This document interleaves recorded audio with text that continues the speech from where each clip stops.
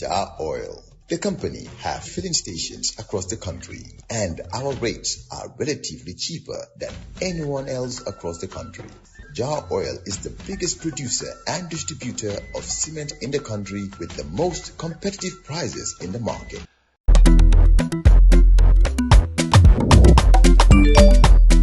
Axila jam si Wave. Yo, apply. Yo, luta do de. Luta mo nulo jël moto nga andil ma xaalis. Hello? Bisul mu fine. What? Bisul mu fine. Oh, yes! Wave Axina Gambia. Deposit and withdraw money, pay bills and buy mobile credit without fees. Transfer money wherever in the country for only 1% fee. At Wave. Bisul mu fine? Wave. Your money is yours. It's Friday, the 23rd of May, 2025, and on West Coast Radio, this is Coffee Time, brought to you on YouTube by Jar Oil and Wave. Next, we're going to talk to Professor Cherno Omar Barry, President of the Writers Association of the Gambia. Professor Barry, welcome to West Coast Radio. Thank you very much, Uncle Peter, and I'm happy to be with your listeners and your viewers too. I'm sure the people are just looking at the number of books on that table and wondering what the hell is going on. I think I have to earn the title of the President of the Writers Association, right? Well, you have. Listen, let's talk about writing in the Gambia, the evolution of literature in the Gambia. Okay, considering the time we have, I will try to make it as brief as possible. Mm-hmm. First of all, let's consider that writing in the Gambia really started as early as the 18th century. But that cannot be, that is a disputed, work. It's Phyllis Wheatley, who was a slave girl caught in the shores of Senegambia. Senegal owes her, Gambia owes her, because then there was no Gambia or Senegal. Mm-hmm. But coming closer to time, to our independence, we can consider William Compton and Larry Peters. Now, William Compton was a Gambian born here, but grew up in Sierra Leone, became eventually a Sierra Leonean, and his works are now considered as literature of Sierra Leone. So this is why Larry Peters then stands out as, let's say, the first Gambian writer. And then you realize that he's got poetry most of the time, but one would remember also his first prose, which is called the Second Round, which is very, very popular. Most of his works have disappeared now. I think there is a reproduction going on by the family. And then you also have a very unique lady who wrote around in 1968 called Lady Augusta Hannah Jawara, the first wife of President Jawara. Former president. Late President Jawara, who wrote Rebellion.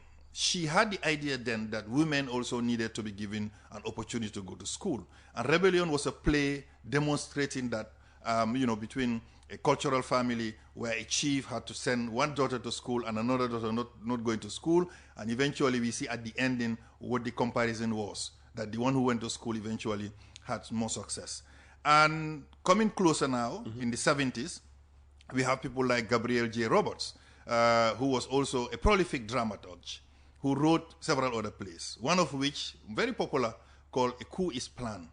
Now, A Coup is Planned was kind of controversial at the time. Yeah.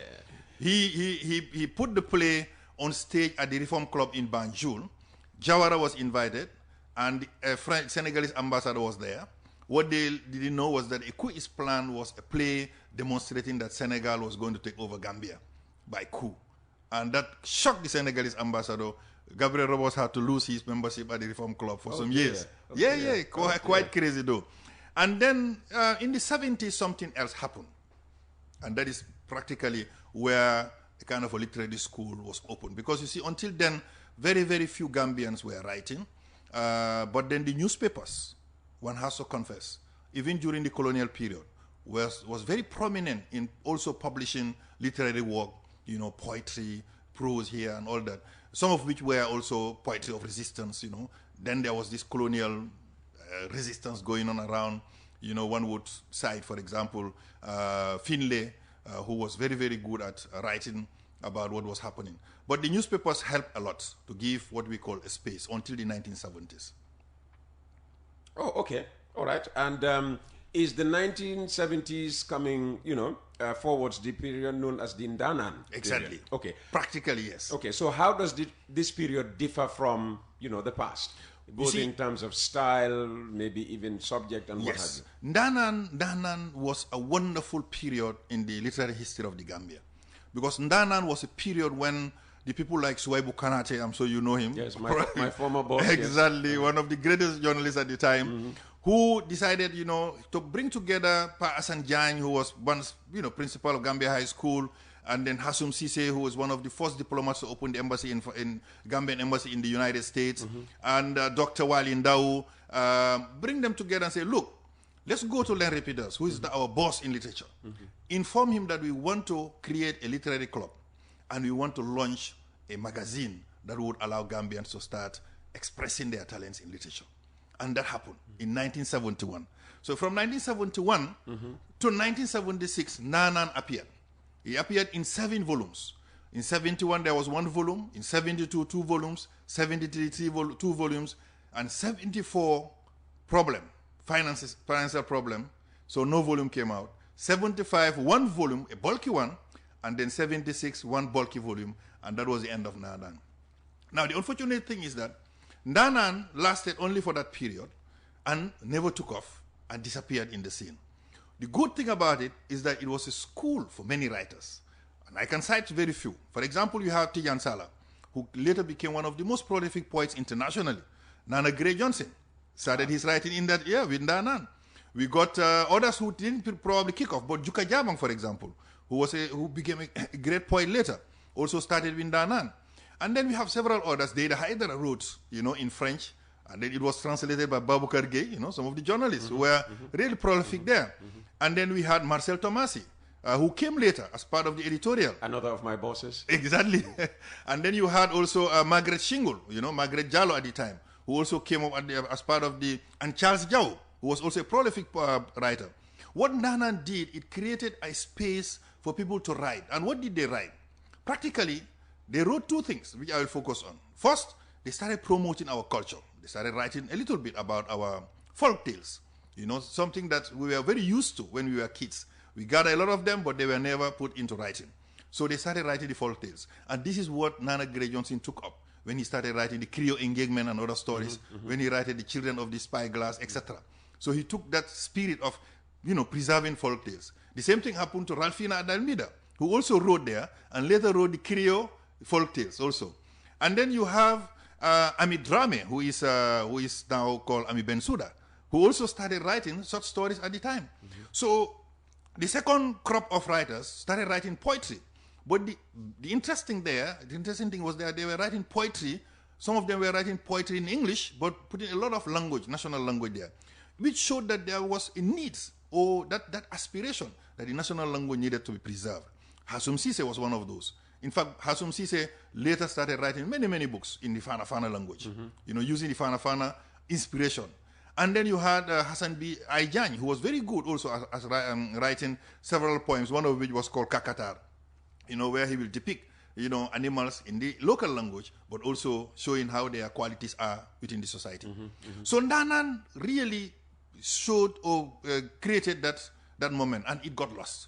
So about 20 years back, I was tasked to start, researching it by Professor Jean-Dominique Penel, and we finally got all the volumes back in the market. So you have now Ndaanan in 4 volumes, so they are all in the market. And by the way, this is part of the gift I'll give you. I want you to start reading Ndaanan. Thank you. There was an effort to bring back Ndaanan by Professor Pierre Gomez when he was at UTG and myself. We had only 1 volume and it never kicked off, but I'm hoping that it will come up soon. Fantastic, fantastic. And how, or rather, in what ways did Ndaanan contribute to the development of national identity and cultural consciousness in the Gambia? Yes, as I just mentioned, what happened was that it started bringing authors to be conscious of certain issues. They could be political, socio-cultural, linguistic. Here that's the socio-cultural part, that is the language. And they started writing. And when they started writing, it began to create what we call a crop of writers, and who were the catalysts to most of the other works that came out. Now, some didn't participate in Ndaanan, but also were inspired by Ndaanan, like the Ibu Dibas, who was in Surrey, in the UK. who also wrote books such as, Fafa, Chaff in the Wind, etc.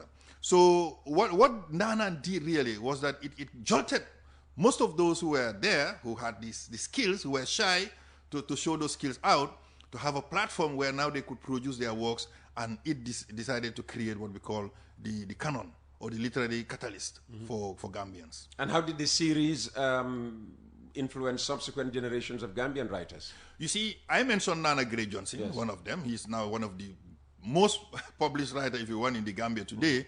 I mentioned Tijan Sala, who wrote there, and most important poet to the African poet in the world, if I can say. And then you have Juka Jabang. So we had a lot of them coming out. But let us also focus that, to also mention that we do have people who also focus on writing about women issues. Juka Jabang is an expert in that. Even though she is a poet, she also uses her poetry to depict issues related to women. Now, after Ndaanan died, then people like Gabriel J. Roberts also produced some of the plays into prose. Like Ikui's Plan became the Gusi Gandiran myth that was published in the 1980s. And then you have Hassan Aijan, who continued that inspiration of literature. Henry Peters became a mentor. Nana Gray Johnson continued the association, of writers. Unfortunately, it didn't kick off very, very well until much later when some of us came to help out. Jar Oil, the company, have filling stations across the country, and our rates are relatively cheaper than anyone else across the country. Jar Oil is the biggest producer and distributor of cement in the country with the most competitive prices in the market.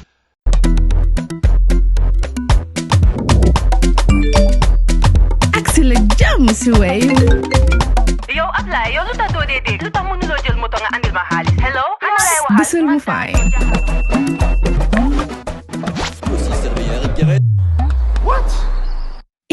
Bisul mu fine.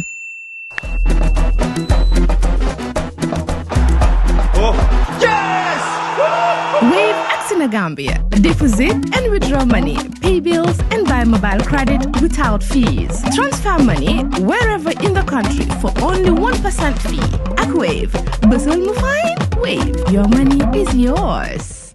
And in what ways have political developments such as the Jammeh regime or the transition to democracy shaped the themes and tone of Gambian literary works? You see, literature is important if you look at it in the history of Africa, because literature has its own phases. A moment when people were fighting colonialism, it became colonial literature of resistance. And then post-colonial literature, fighting neo-colonialism, trying to bring the powers back, trying to bring the countries back, and then fighting dictatorship. So during this very critical period, a lot of things happened. In the Jawara time, for example, we have a lot of writers who were writing, focusing more on the politics. For example, you have, in the case of Fode Balde, who wrote The Fate of an African President, when he was in prison for 1 year for being the interpreter in French of Kukoy Sambasanya, when Kukoy took over. So he wrote a protest, a kind of poetry, in prison. So that could be considered some of the protests that started, which is politically oriented. Now, much later, you started having a lot of other writers that came up. Now, some of these writers decided during the Jammeh era, for example, in the case of Baba Gale Jallow, if you remember, Dr. Baba Gale Jallow used to write very important, very interesting satire in the independent newspaper. Yes. Practically every week you will find a beautiful read. But then, he ended up going into exile, as many other journalists who were opposing the dictatorship. He wrote Mandela's Other Children. This is part of the legacy of the journalist, a kind of an autobiography. Then you have also D.A. Jawo, your friend. Demba. Yes, Demba Ali Jawo. They started what we call a position of resistance. You have Demba Ali's book, Focus, which also depicted a little bit issues related to the dictatorship. You must find Demba Ali Jawo's book. Yes, that's it. Focus. That's it. So that's Demba Ali Jawo's book, Focus. It's a collection of some of the editorial he used to write in the newspapers related to this. People like Deda, for example, used to write Good Morning, Mr. President. Yes. Unfortunately, we haven't yet got a collection to publish. Maybe we will encourage the point newspaper to do that. The column still continues. The column still continues. Every Monday. So it's a good thing to collect that of Deda and have it in a book. Now, later once we got into independence, we had before that, you also have other writers who wrote about dictatorship, militarization, and there's a wonderful compilation of articles that was compiled by Professor Abdullah Sen, Dr. Ibrahim Sisi and others. That has to do with, a lot to do with writings against the regime and a lot of other things. And then you have, after Jammeh, then you have Jawara, during Barrow. And then you have others now who started writing and publishing about Jammeh still. For example, this Eyewitness to Freedom by Momo. He came here some time back. That's Moduba 1. Yes, Moduba 1, exactly. And then you have also Long Road to Democracy, that is edited by Professor Pierre Gomez. That explains a little bit about the transition. And you have Alaji Seidi Barrow, The Dictator is Us. So all these books are all geared towards writing a little bit about the politics, of their eras. So this is important also to put together. But then remember, during this period, we also have the diaspora. Most of the diaspora had to flee. Most of the Gambians had to flee and go out. And most of the issues now related to that was putting into books things that relate to their journey. And then you have several Gambians, like Yankuba Mambure, Kalilu Jammeh, you have Cherno Mjai, you've read the Sweat is Invisible. This is also about experiences that have happened, and then you have Sekou Kamara, who wrote about the testimony of an African immigrant. And then you have Papa. I have his entire collection of books, yes. And you have Papa Fall, who also wrote A Stranger in Newborn, which is also, these are all depictions of the experiences that most Gambians had when they travel out, and then what they have seen. But we also wrote about Bagwe. You have somebody like Demba Cisse, who is now the Drug Law Enforcement Agency Director General. He wrote A Worn Out Dream. All these things about how people have been struggling to look for better ways of living, either outside the country or taking the back way, but also those who have lived in exile. As I mentioned, journalists were the most affected. So we saw Baba Gali Jal and others. And then the last bit is that we also got a few others who wrote their autobiographies. Now, autobiographies are important because they also put in a cool political record. For example, you have Journey for Justice, by the present Chief Justice. You find that work is an excellent collection of how he has transpired through that period of Jawara and up to the time of Jammeh, and now he is now with the present president. And you have Kairaba. One has to attest also that Kairaba is a good read because it gives you also a very good journey of how politics have started throughout the period between the PPPs coming into this in, Jawara himself, his childhood, until it evolved up to the time that he took power and how he got out of power. Just, readjust the microphone for me so that it points directly to you. Exactly.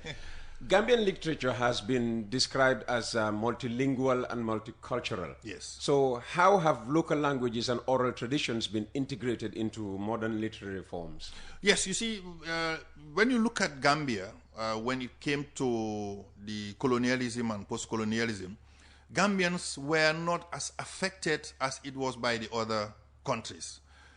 So when resistance started here, some of the things that were written about very few, very key people, like, for example, Edward Francis Small, written by Nana Gray Johnson. And there's even a whole documentary on this made by Professor Pierre Gomez. Yes. But then he idolizes exactly. He loves Edward Francis Small.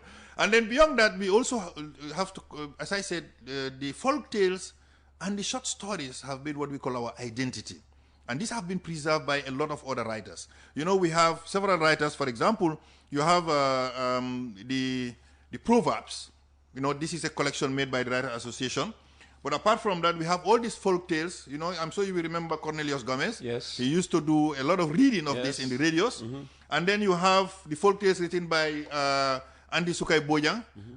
These folk tales also preserve some of the cultures. I mentioned the Creole engagement and other stories. So these are all what we call collections that brings us back to the traditions that we have known. Now, if the Creole engagement was not probably written, if Ralphina has not written about the Creole proverbs, we would have probably seen an extinction of that. Why? Because, for example, let's face it, the Creole is becoming almost an extinct, ethnic group in the country. Why? Because they are diminishing in numbers. They are intermarrying here and there. So gradually you will find very, very few Creoles. In fact, there's a recent book written by Nana Gray Johnson, which will probably be launched soon, about the Creole, how they have evolved and what are the dangers of their extinction. The Oku Marabu, for example, written by Ramatullah Othman, is also a depiction of a people that are completely going into extinction too. Gradually. Why? Because they are reducing in numbers, intermarriage, and a host of other things. Now, what the Writers Association did was to also try to preserve some of these, bring some of the young writers to write more about our cultures so that we have that preservation. Now, one last point under that is that we decided not to also limit this within the context of the Anglophone system. So we decided to do translations of it. Now, if you know who is Baba Silla, you know also he has done I know Baba Silla. Excellent. I spoke to him not even a week Good. ago. Yes. An excellent collection of works that he wrote about Gambia, post-colonial Gambia, and how we needed to have been liberated. And what we did was we helped him translate his book. When the Monkey Talks now has been translated into French, Quand le singe parle. And we also have Baba Gale Jallo, you know, the two Babas. Yes. Baba Gale Jallo's book, The Graveyard Cannot Pray. We also decided to translate that called Le Cimetière ne pleure pas, which are all excellent. Ne prie pas. Ne prie pas, sorry. Which are excellent collections that now is part of the Francophone system, and one can get them easily. Among the research that is done, Pierre Gomez, for example, has published most of his research work in French, and he has not translated them. Why? Because we felt that the Francophone also is part of the community, both in the Gambia and outside, that would expand the readership for most of the Gambian literature that we have. And what are the major structural or institutional challenges facing Gambian, writers like yourself today in terms of publishing readership and even recognition? You already mentioned it. First of all, readership. We have a big issue having people to read.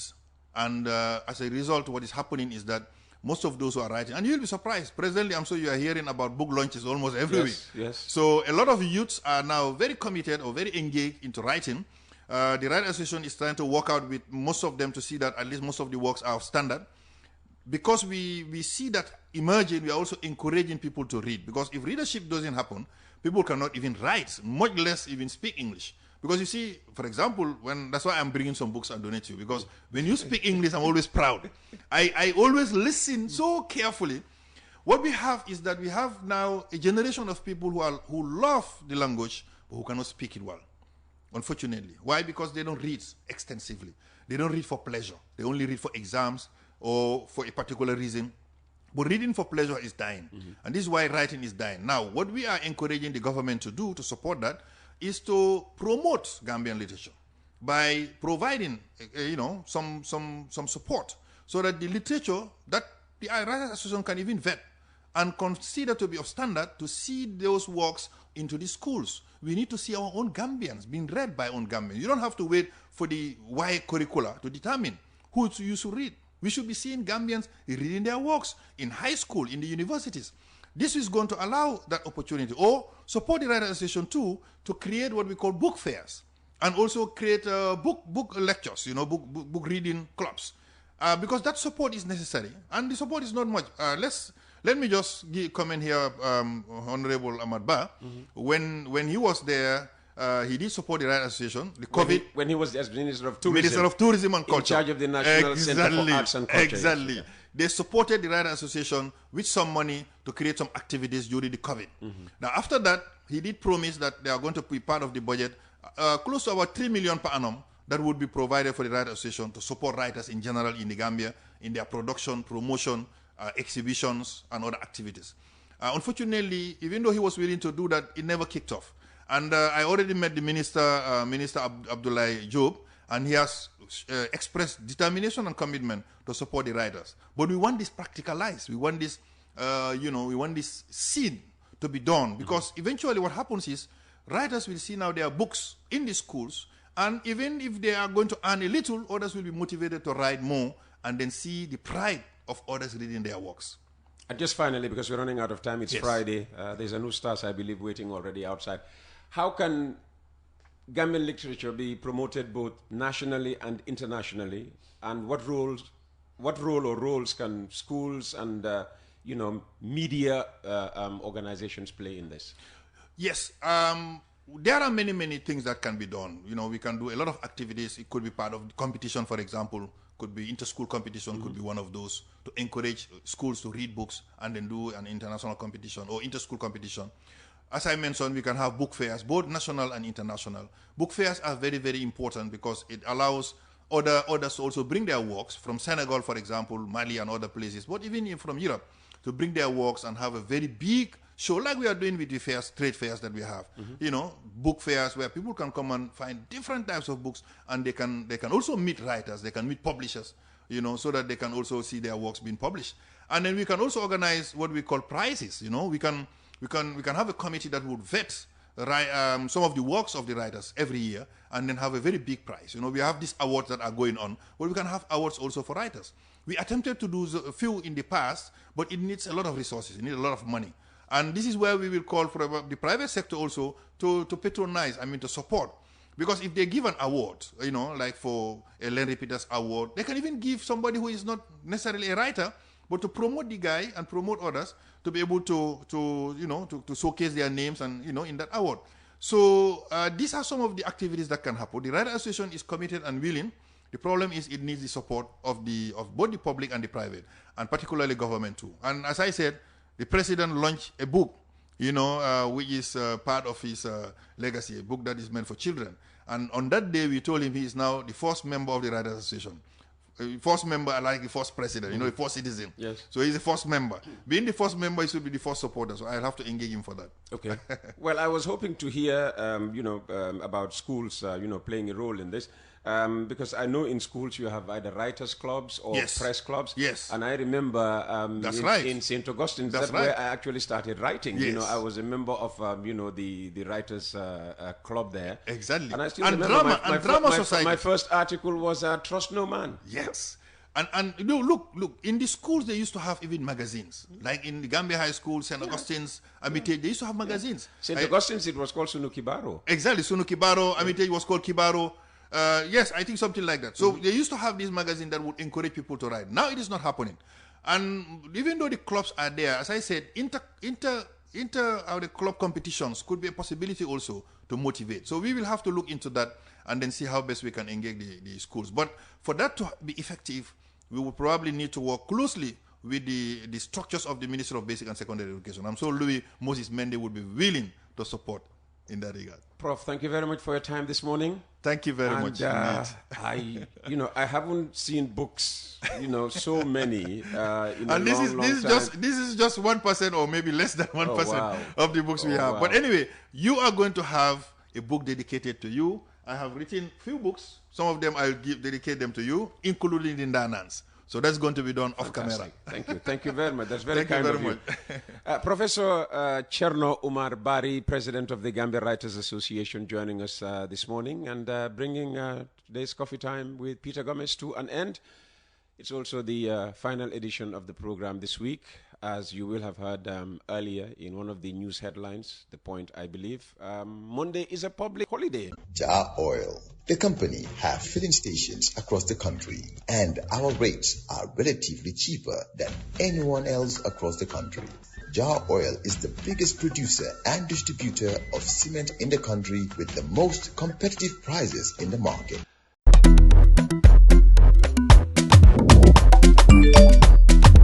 Sila jam si Wave.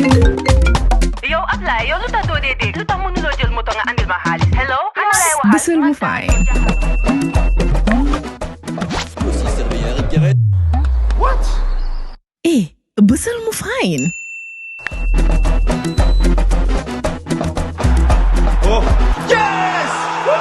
Wave in Gambia. Deposit and withdraw money, pay bills and buy mobile credit without fees. Transfer money wherever in the country for only 1% fee. At Wave, Basel Mufine, Wave, your money is yours.